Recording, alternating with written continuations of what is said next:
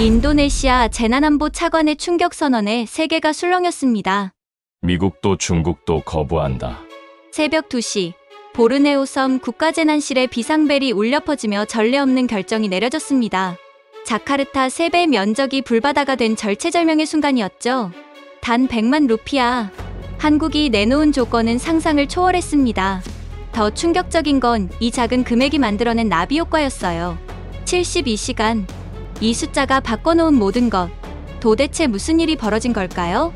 자, 그럼 지금부터 그 믿기 어려운 진실을 파헤쳐 보겠습니다. 차관님, 큰일 났습니다. 새벽 2시 인도네시아 국가재난안보실 문이 쾅 하고 열렸습니다. 마치 지옥의 문이 열린 것 같았습니다. 붉은 점 수백 개가 보르네오 섬을 뒤덮고 있었어요. 산불이 메뚜기 떼처럼 번져나가는 거였습니다. 위성 화면 속 붉은 점들은 실시간으로 확산되고 있었어요. 마치 거대한 괴물이 우리 땅을 집어삼키고 있는 것 같았습니다.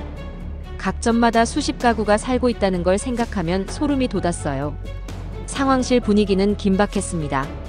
20명 남짓한 관제사들이 각자의 모니터 앞에서 분주하게 움직이고 있었어요. 키보드 소리와 무전기 소음이 뒤섞여 전쟁터 같았습니다. 누군가는 전화를 받으며 메모를 하고 누군가는 위성 데이터를 분석하고 있었어요. 면적이 어느 정도입니까? 유수프 차관이 급하게 물었어요. 목소리에 떨림이 느껴졌습니다. 자카르타의 3배입니다. 계속 커지고 있어요. 참모가 떨리는 목소리로 보고했어요. 얼굴이 창백했고 손에 든 자료가 흔들렸습니다. 평소 침착한 그가 이렇게 당황하는 모습을 보니 상황이 얼마나 심각한지 실감났어요. 바람 속도는요? 초속 8m, 습도 9%입니다. 기상 담당자가 덧붙였어요.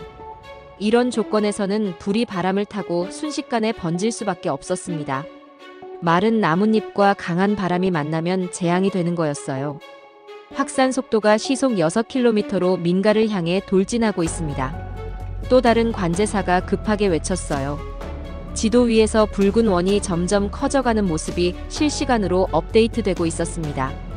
유수프 차관의 얼굴이 굳어졌어요. 위성에서 전송되는 실시간 데이터를 보면서 절망감이 밀려왔습니다.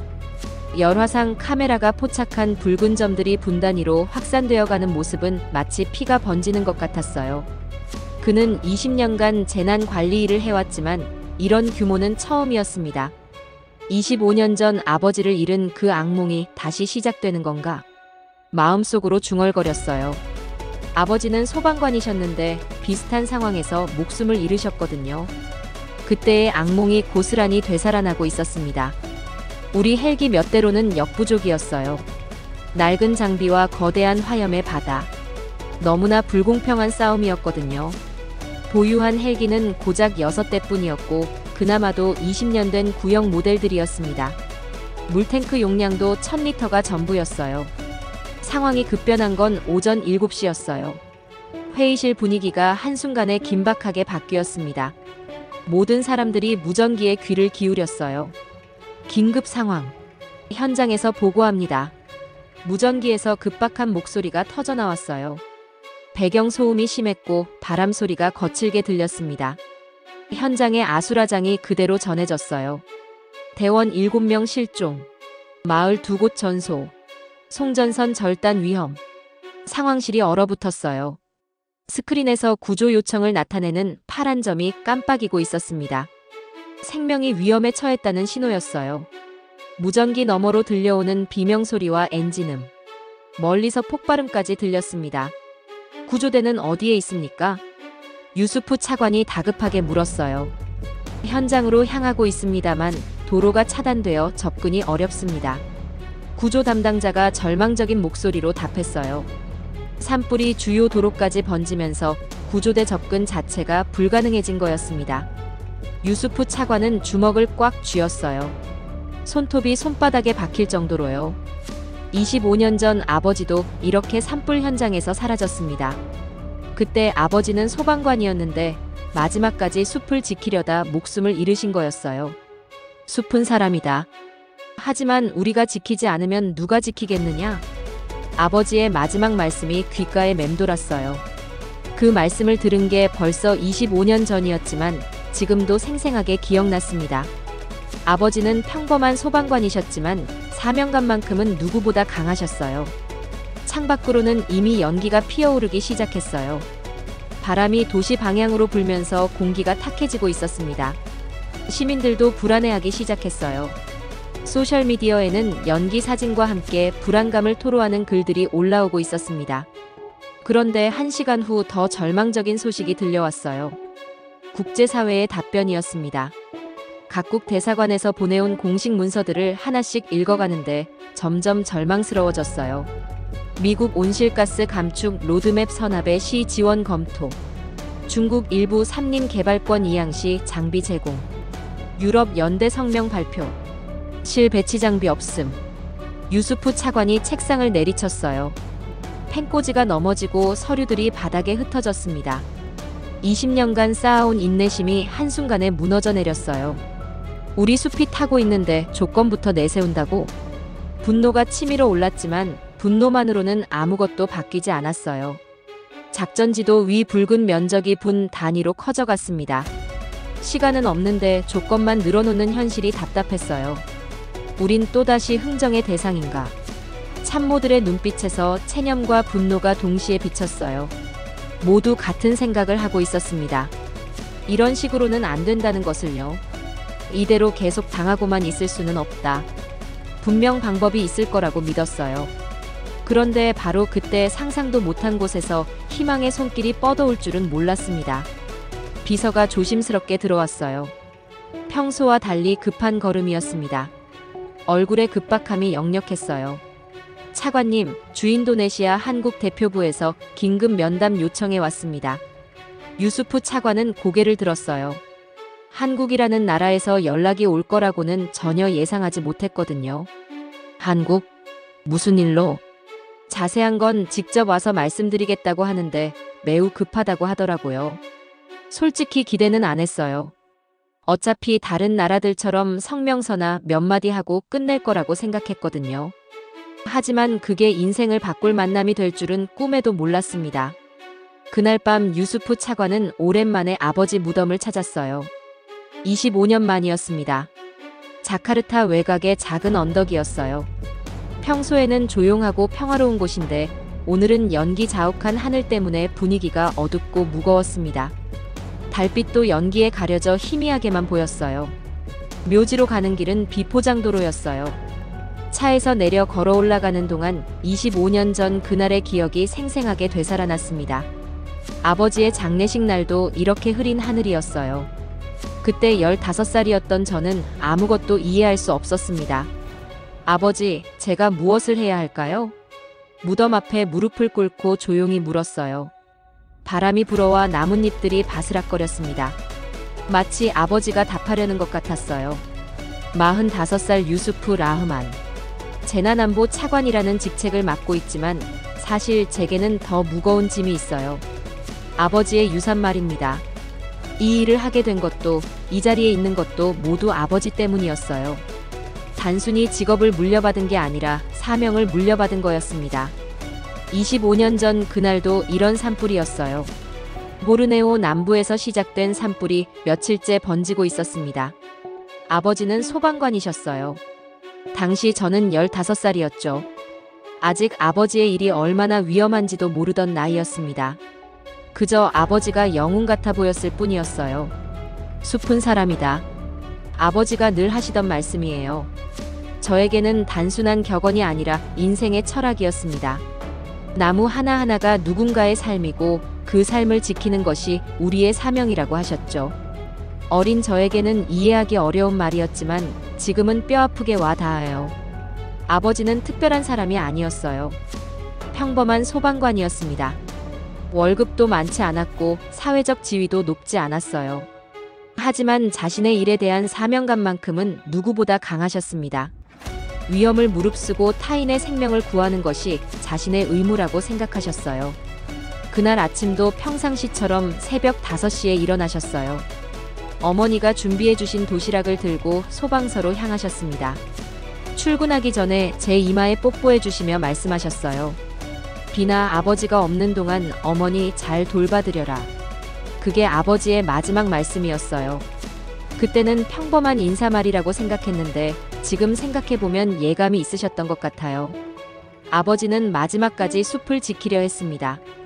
동료들이 후퇴하라고 해도 끝까지 남아서 불길과 싸우셨어요. 진압이 거의 끝나가던 순간 갑자기 바람이 바뀌면서 불길이 역류했습니다. 아버지는 미처 피하지 못하셨어요. 그리고 차가운 땅에서 돌아가셨습니다. 그때 받은 유품은 녹슨 소방 헬멧과 낡은 회중시계뿐이었어요. 시계는 오후 3시 20분에 멈춰 있었습니다. 아버지가 돌아가신 정확한 시간이었어요. 이제 그 아들인 제가 같은 자리에 있어요. 아버지의 뜻을 이어받아 재난관리 분야에 뛰어들었습니다.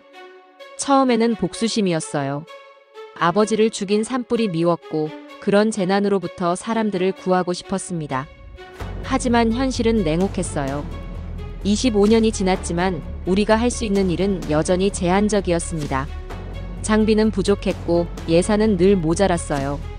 정치적 이해관계 때문에 중요한 결정들이 늦어지기 일쑤였습니다. 현장에서 올라온 보고서를 읽는 순간 아버지가 겪었던 그 절망감이 고스란히 전해졌어요. 마치 시간이 거꾸로 흐르는 것 같았습니다. 25년 전 그날 밤 아버지도 이런 보고서를 받아보셨을 거예요. 무력감과 분노를 동시에 느끼셨을 거예요. 대원 7명 실종, 마을 2곳 전소, 송전선 절단 위험. 숫자로 표현된 재난 현황이었지만 저에게는 하나하나가 생생한 현실이었어요. 실종된 대원들의 가족은 지금 어떤 심정일까요? 집을 잃은 주민들은 어디서 밤을 보내야 할까요? 전기가 끊어지면 병원은 어떻게 될까요? 사무실 창밖으로 거리를 내려다봤습니다. 대피 행렬과 시위가 동시에 벌어지고 있었어요. 사람들은 정부의 늦은 대응을 규탄하며 목소리를 높였습니다. 저는 그들의 분노를 이해했어요. 너무나 잘 알고 있었거든요. 저 역시 25년 전 그런 분노를 품었던 사람이었으니까요. 시위대 중에는 어린 아이들도 보였어요. 부모 손을 잡고 걷는 모습이 25년 전의 제 모습과 겹쳐 보였습니다. 그 아이들이 저처럼 아버지를 잃게 되는 건 아닐까? 그런 생각이 들자 가슴이 찢어질 것 같았어요. 보고서를 잡은 제 손이 떨렸습니다. 아버지처럼 될 수는 없다는 두려움과 아버지처럼 되어야 한다는 사명감이 동시에 밀려왔어요. 이 두 감정 사이에서 저는 늘 흔들렸습니다. 용기를 내야 할 때와 신중해야 할 때를 구분하기가 어려웠어요. 숲은 사람이다. 그런데 나는 또 지키지 못했다. 혼잣말이 저절로 나왔어요. 제 책상 위에는 아버지의 사진이 놓여 있습니다. 소방복을 입고 환하게 웃고 계신 모습이었어요. 젊은 시절의 아버지셨죠. 그때는 저보다도 어려 보이셨습니다. 25년 전 그날처럼 엄한 표정으로 저를 바라보고 계시는 것 같았어요. 아버지라면 이 상황에서 어떻게 하셨을까요? 국제사회의 차가운 반응에 좌절하셨을까요? 아니면 다른 방법을 찾으셨을까요? 아버지는 항상 포기하지 않는 분이셨어요. 끝까지 희망을 버리지 않으셨죠. 가장 절망적인 순간에도 해결책을 찾으려 노력하셨습니다. 그런 아버지의 모습이 지금의 저를 만들었어요. 바람이 불어 나뭇잎이 살랑했어요. 마치 아버지가 답하려는 것 같았습니다. 조용한 밤 공기 속에서 아버지의 목소리가 들리는 것 같았어요. 포기하지 마라, 비나. 반드시 길이 있을 거다. 이제 내일이면 한국 대표부 사람들을 만나게 될 텐데 과연 그들은 어떤 이야기를 할까요? 또 다른 조건을 내걸까요? 아니면 정말 다른 무언가를 가져올까요? 기대하기에는 너무 많이 실망을 당했지만 그래도 희망을 품고 싶었어요. 다음 날 오전 긴급회의가 열렸습니다. 대통령궁 회의실에는 국방장관, 외교장관, 그리고 주요 참모들이 모였어요. 평소에는 여유롭게 커피를 마시며 담소를 나누곤 했는데 오늘은 분위기가 완전히 달랐습니다. 평소와 달리 잡담하는 사람이 아무도 없었어요. 모두 심각한 표정으로 자료를 들여다보고 있었습니다. 하지만 2시간에 걸친 회의 끝에 나온 결론은 절망적이었어요. 각국에서 보내온 답변서를 하나씩 읽어가는데 점점 절망스러워졌습니다. 외교 채널을 통해 더 구체적인 내용을 문의했지만 돌아온 건 더욱 실망스러운 조건들이었어요. 외교장관이 첫 번째 문서를 펼치며 말했습니다. 미국에서 온 공식 답변입니다. 미국 온실가스 감축 로드맵 선압의 시 지원 검토. 쉽게 말해서 우리가 먼저 환경 정책을 미국 기준에 맞춰 바꾸면 그때 지원을 고려해 보겠다는 뜻이었어요. 구체적으로는 파리 기후협약 추가 이행 약속, 미국 환경 기업들에 대한 시장 개방, 기존 환경 정책의 전면 재검토 등이 포함되어 있었습니다. 각 항목마다 복잡한 절차와 승인 과정이 필요했어요. 이런 걸 다 처리하려면 몇 달은 걸릴 겁니다. 환경부 차관이 한숨을 쉬며 말했어요. 재난 상황에서도 자국의 정치적 이익을 먼저 생각하는 모습이었습니다. 국방장관이 두 번째 문서를 들어올렸어요. 중국 일부 산림 개발권 이양시 장비 제공. 더 노골적이었어요. 보르네오 남부 지역의 벌목권과 광물 채굴권을 중국 기업에게 넘기라는 조건이었습니다. 구체적으로는 20만 헥타르 규모의 산림을 70년간 임대하고 희토류 채굴권까지 포함된 패키지였어요. 우리 땅의 일부를 내놓으면 도와주겠다는 거군요. 유수프 차관이 쓴웃음을 지었어요. 재난을 기회 삼아 자국의 이익을 챙기려는 속셈이 뻔히 보였습니다. 중국 측 문서에는 또 다른 조건들도 명시되어 있었어요. 1대1로 프로젝트 참여 확대, 중국 건설 기업들에 대한 우선 발주권 부여 등. 외교장관이 마지막 문서를 펼쳤어요. 유럽연합 연대 성명 발표. 실질적 지원 계획 없음. 연대라는 아름다운 단어로 포장한 성명서만 발표했을 뿐 실제 배치할 장비는 하나도 없다고 했어요. 유럽연합 집행위원회 명의의 공식 문서였는데 내용은 대부분 추상적인 표현들로 가득했습니다. 인도주의적 가치, 국제적 연대, 지속 가능한 발전, 기후변화 대응. 외교장관이 문서를 읽어내려가며 고개를 저었어요. 모두 좋은 말들이었지만 정작 우리에게 필요한 헬기나 소방, 장비, 전문 인력에 대한 이야기는 한 줄도 없었습니다. 말로만 응원하겠다는 거였죠. 외교적 항의는 벌써 수십 차례였어요. 외교장관이 체념한 목소리로 말했어요. 지난 몇 년간 남중국해 문제로 얼마나 많은 나라들을 찾아다녔는지 모르지만 결과는 항상 똑같았거든요. 입으로만 지지한다고 하고 실질적인 도움은 전혀 없었어요. 해군 파견도 검토했지만 우리 해군력으론 한계가 있습니다. 국방장관도 고개를 저었어요. 우리 헬기들로는 이 규모의 화재를 감당할 수 없었습니다. 전문 장비와 숙련된 인력이 절대적으로 부족했어요. 보유한 소방 헬기는 6대뿐이었고 그나마도 구형 모델들이었습니다. 미국의 도움을 요청해 볼까요? 참모 하나가 조심스럽게 말했지만 모두 알고 있었어요. 미국은 중국과의 전면 대결을 원하지 않을 거라는 걸요. 최근 미중 관계를 보면 직접적인 군사 지원은 어려울 것 같았습니다. 일본도 마찬가지였어요.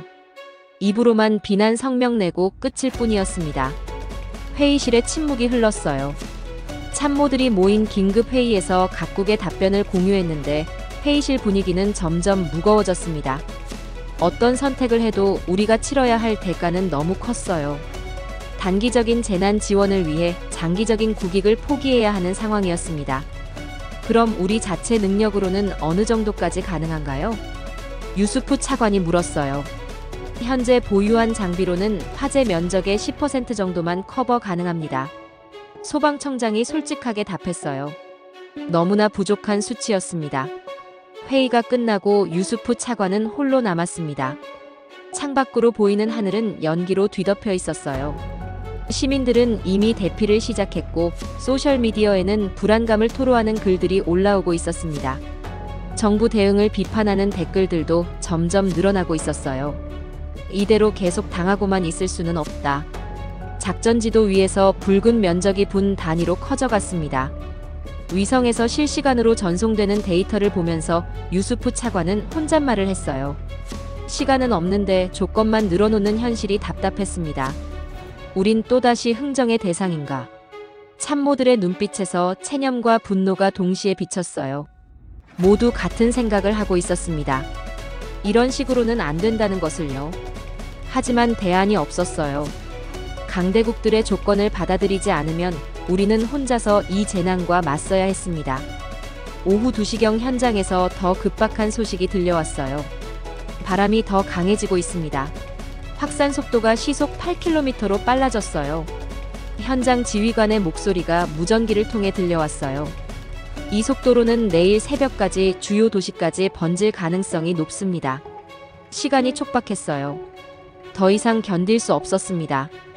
유수프 차관은 사무실을 나와 아버지가 잠들어 계신 언덕 묘지로 향했어요. 연기 자욱한 하늘 아래 25년 전 그날의 기억이 생생하게 되살아났습니다. 이런 절망적인 순간에 아버지를 찾는 게 버릇이 되어 있었어요. 아버지의 비석 앞에 무릎을 꿇었어요. 차가운 돌에 새겨진 이름을 손으로 어루만지면서 말했습니다. 아버지, 이번에도 숲을 잃게 둘 순 없습니다. 목소리가 떨렸어요. 25년 동안 참아왔던 감정들이 한꺼번에 쏟아져 나왔습니다. 아버지를 구하지 못했던 그 무력감, 지금도 여전히 같은 일이 반복되고 있다는 절망감이 가슴을 짓눌렀어요. 그때 갑자기 발걸음 소리가 들렸어요. 비서가 헐떡이며 언덕을 올라오고 있었습니다. 평소보다 훨씬 급한 걸음이었어요. 차관님, 주인도네시아 한국 대표부에서 긴급 면담을 요청했습니다. 유수프 차관은 천천히 일어났어요. 무릎에 묻은 흙을 털면서 물었습니다. 무슨 내용인가요? 자세한 건 직접 와서 말씀드리겠다고 하는데. 비서가 잠시 망설이다가 말했어요. 장비는 이미 항구에서 대기 중이라고 합니다. 그 말을 듣는 순간 유수프 차관의 심장이 빨리 뛰기 시작했어요. 말보다 준비를 먼저 꺼낸 상대. 이건 지금까지와는 전혀 다른 접근이었습니다. 다른 나라들은 모두 조건부터 내세웠는데 한국은 해결책부터 준비해온 거였어요. 아버지의 비석을 다시 한번 바라봤어요. 그리고 멀리 붉게 물든 하늘을 응시했습니다. 희망이 미세하게 스며들기 시작했어요. 당장 가겠습니다. 기다리게 할 수 없어요. 자카르타 한국 대표부 소회의실에 들어서는 순간 분위기가 확연히 달랐어요. 다른 나라 대사관과는 완전히 다른 느낌이었습니다. 화려한 의전도 없고 장황한 인사말도 없었어요.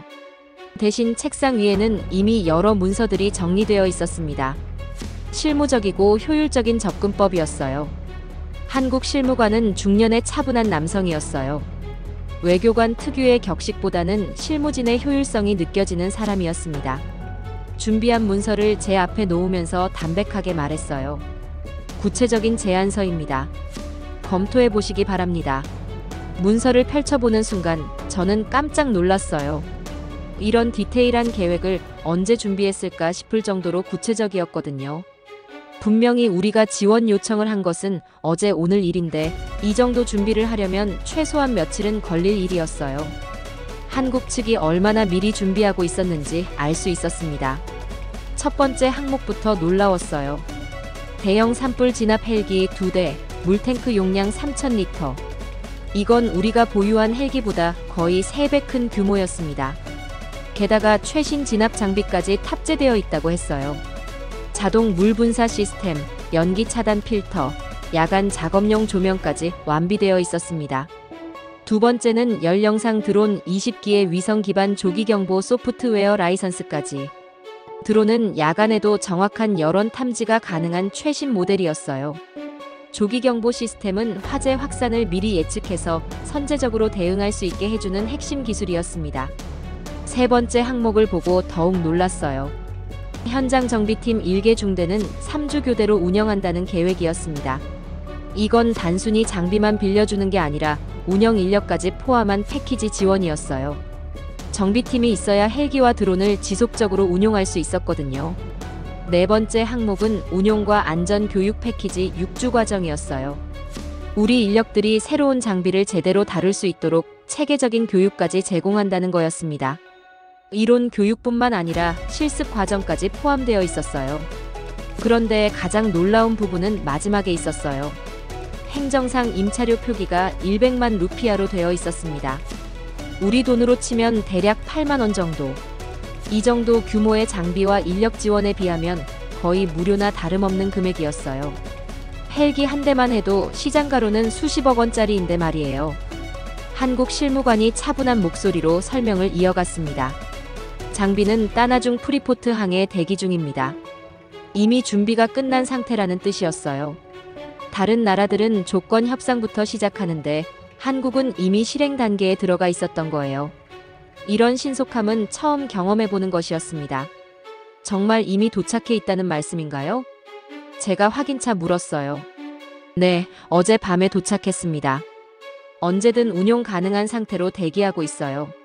실무관의 답에 저는 더욱 놀랐어요.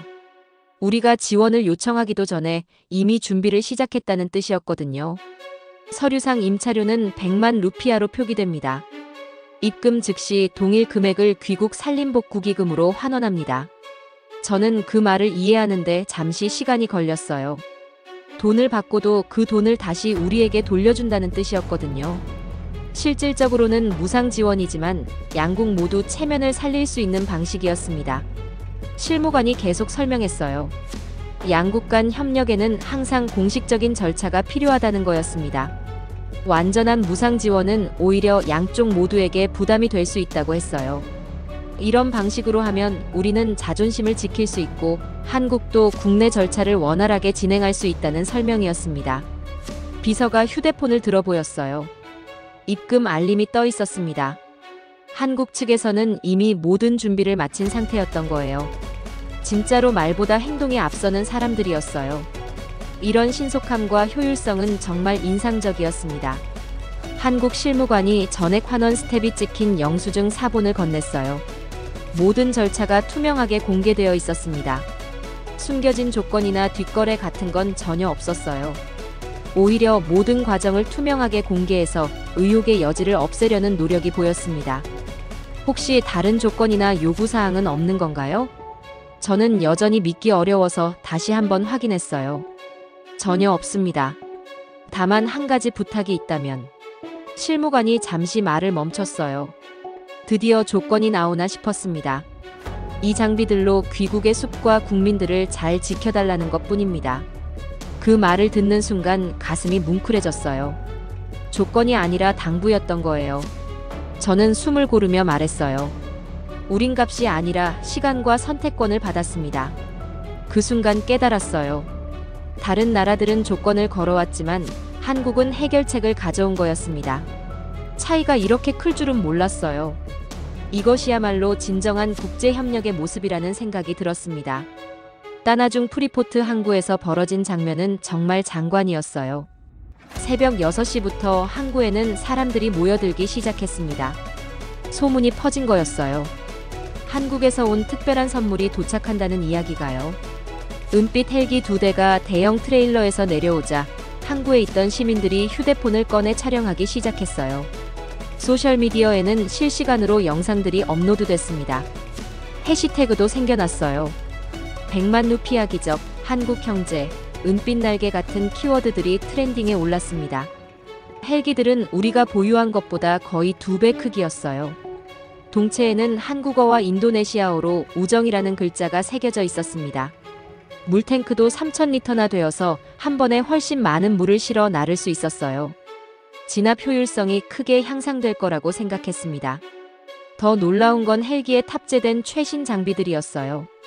자동 물 분사 시스템은 조종사가 버튼 하나만 누르면 정확한 위치에 물을 투하할 수 있었습니다. 연기 차단 필터 덕분에 시야가 나쁜 상황에서도 안전하게 비행할 수 있었어요. 한국에서 온 정비반이 즉시 장비 점검에 들어갔어요. 10명 정도 되는 기술자들이었는데 그들의 움직임은 정말 정확하고 신속했습니다. 마치 수십 번도 더 해본 일처럼 능숙하게 점검 절차를 진행했어요. 체계적이고 전문적인 모습이 인상적이었습니다. 정비 반장으로 보이는 사람이 체크리스트를 들고 하나씩 확인했어요. 펌프 압력 정상, 열선 유도 확인, 드론 링크 안정, 통신 시스템 양호, 연료 시스템 점검 완료. 짧고 명확한 체크리스트가 이어졌어요. 전문성이 느껴지는 순간들이었습니다. 이런 식으로 철저하게 점검하니까 믿고 맡길 수 있겠다는 생각이 들었어요. 안전에 대한 한국인들의 철저함을 볼 수 있었습니다. 드론들도 하나씩 펼쳐져 나왔어요. 20대나 되는 드론이 일렬로 정렬된 모습은 정말 장관이었습니다. 각각의 드론에는 최신 열화상 카메라가 장착되어 있었어요. 야간에도 정확한 여론 탐지가 가능한 장비였습니다. 이 드론들은 영하 40도에서 영상 60도까지 작동 가능합니다. 한국 기술자가 설명해줬어요. 배터리 수명은 연속 8시간이고 조종 가능 거리는 50km입니다. 스펙을 들어보니 정말 대단했어요. 우리가 기존에 사용하던 장비와는 차원이 달랐습니다. 저는 직접 72시간 운용 계획 브리핑을 주도했어요. 이번에는 우리가 주도권을 잡고 싶었습니다. 한국 측에서 장비를 제공해줬지만 작전 계획은 우리가 세워야 했어요. 우리 땅이고 우리가 가장 잘 아니까요. 1단계는 드론 정찰을 통한 열점 실시간 추적이었어요. 드론들이 화재 지역 전체를 스캔하면서 가장 위험한 지점들을 찾아내는 거였습니다. 이 정보를 바탕으로 헬기 투입 순서를 결정할 계획이었어요. 2단계는 헬기 편대 투입으로 화염벽을 절단하는 것이었어요. 불길이 확산되는 경로를 차단해서 더 이상 번지지 못하게 하는 게 목표였습니다. 특히 주거지역과 중요 시설들을 보호하는 데 집중하기로 했어요. 3단계는 지상대 진입으로 잠부를 봉쇄하는 계획이었어요. 헬기로 큰 불길을 잡은 다음에는 지상팀이 들어가서 완전히 진압하는 거였습니다. 가장 위험한 단계이기도 했어요. 타임라인도 구체적으로 설정했어요. D-Day부터 이틀까지는 초기 진압에 집중하고 3일째부터 7일째까지는 재발 감시 체계로 운영하기로 했습니다. 한번 끈 불이 다시 살아나는 경우가 많았거든요. 현지 대원들의 표정이 완전히 달라졌어요. 어제까지만 해도 절망적이었던 분위기가 완전히 바뀌었습니다. 처음으로 희망적인 목소리가 나왔어요. 이 정도면 확실히 막을 수 있습니다. 소방대장이 자신감 있게 말했어요. 이런 장비가 있었으면 진작에 해결됐을 텐데요. 다른 대원도 감탄했어요. 하지만 저는 다른 생각을 하고 있었어요. 단순히 막는 것만으로는 부족했습니다. 막는 게 목표가 아닙니다. 살리는 게 목표입니다. 그 말을 하면서 아버지 생각이 났어요. 아버지도 그런 마음으로 숲으로 향했을 거라고 생각했습니다. 단순히 불을 끄는 것이 아니라 숲과 사람들의 삶을 구하는 것이 진짜 목표라는 것을요. 한국 팀과 우리 팀이 함께 최종 점검을 마쳤어요. 장비도 완벽했고 계획도 치밀했습니다. 양쪽 팀의 협력도 생각보다 훨씬 원활했어요. 언어는 달랐지만 전문가들끼리는 금방 의사소통이 됐습니다. 내일 새벽 5시에 첫 출동하겠습니다. 헬기 조종사가 말했어요. 한국에서 온 베테랑 조종사였는데 산불 진압 경험이 20년이나 된다고 했어요. 그날 밤 저는 오랜만에 편안한 잠을 잤어요. 25년 만에 처음으로 제대로 된 무기를 손에 쥔 기분이었습니다. 아버지가 그토록 바랐던 순간이 드디어 온 것 같았어요. 작전 첫날 새벽 5시 모든 게 계획대로 진행되는 듯 했어요. 날씨도 협조적이었습니다. 바람이 약해지고 습도도 조금 올라갔어요. 하지만 오전 7시경 예상치 못한 상황이 벌어졌습니다. 풍향이 급변했습니다. 기상관측소에서 급보가 들어왔어요. 바람이 북서쪽에서 남동쪽으로 급회전하면서 불길이 완전히 다른 방향으로 향하기 시작한 거였습니다. 더 심각한 문제는 그 방향에 지역 종합병원과 주요 저수지가 있다는 점이었어요. 병원에는 대피하기 어려운 중환자들이 있었고 저수지는 인근 3개 도시 전체의 식수원이었습니다. 만약 이 두 곳이 피해를 입는다면 재난이 재난을 부르는 상황이 될 수 있었어요. 현장 지휘관의 다급한 보고가 무전기를 통해 들려왔어요. 예상 경로가 완전히 바뀌었습니다. 병원과 저수지가 위험합니다.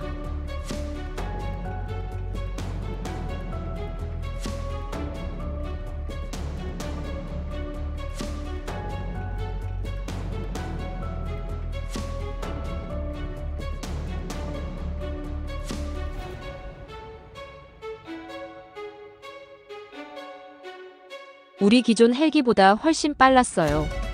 용량도 크고 펌프 성능도 뛰어나서 가능한 일이었습니다. 첫 번째 투하 완료. 조종사의 보고가 들려왔어요. 정확한 지점에 물이 투하됐습니다.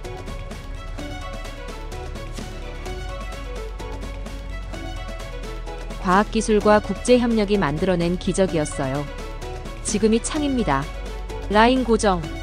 저는 짧게 지휘했어요. 이런 순간에는 긴 설명보다 정확한 판단이 중요했습니다. 모든 팀이 일사불란하게 움직였어요.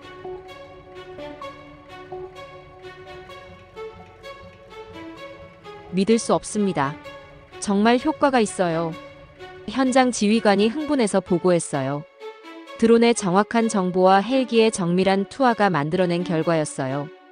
과학기술과 인간의 협력이 만들어낸 기적 같은 순간이었습니다. 헬기 2호기도 합류했어요. 두 대의 헬기가 마치 춤을 추듯 협력하면서 화재를 진압해 나갔습니다. 한 대가 물을 뿌리는 동안 다른 한 대는 물을 보급받는 식으로 순환 작전을 펼쳤어요.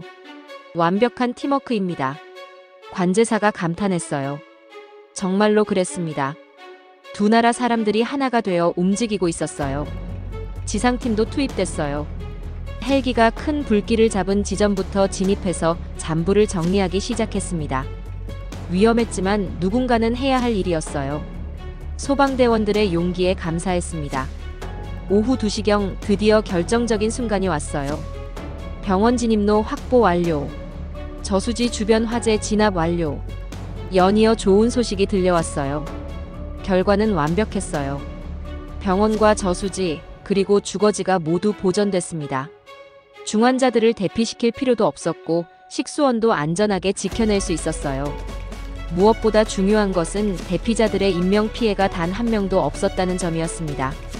72시간 작전 1차 성공. 제가 선언하자 상황실에 박수가 터져나왔어요. 한국 팀과 우리 팀이 함께 기뻐했습니다. 그날 밤 국제 언론에서는 이렇게 보도했어요. 대형 화재, 72시간 계획으로 꺾다. 한국 장비와 운용 설계가 승부를 갈랐다고요. 처음으로 우리나라가 재난 대응의 성공 사례로 주목받는 순간이었습니다. CNN에서는 아시아의 새로운 재난 대응 모델이라고 평가했어요. BBC는 기술과 협력의 완벽한 결합이라고 보도했습니다. 국제사회의 시선이 우리에게 집중되고 있었어요. 저는 그 보도를 보면서 감격했어요. 25년 전 아버지가 꿈꿨던 그 순간이 드디어 온 것 같았습니다. 과학기술과 국제협력이 만들어낸 승리였어요. 이제 같은 비극이 반복되지 않을 거라는 희망이 생겼습니다. 성공적인 진압 이후 우리는 재발 감시 31 프로그램을 가동했어요. 드론이 하루 3회씩 새벽, 정오, 저녁에 정찰을 실시하는 시스템이었습니다. 한 번의 성공으로 끝나는 것이 아니라 지속적인 관리가 더 중요했거든요. 과거 경험상 꺼진 줄 알았던 불이 며칠 후 다시 살아나는 경우가 많았어요. 이 시스템의 핵심은 예방이었어요. 인공지능이 드론 영상을 분석해서 재발 가능성이 높은 지점을 미리 찾아내는 거였습니다. 사람의 눈으로는 놓칠 수 있는 미세한 열원까지 탐지할 수 있었어요. 정말 혁신적인 기술이었습니다.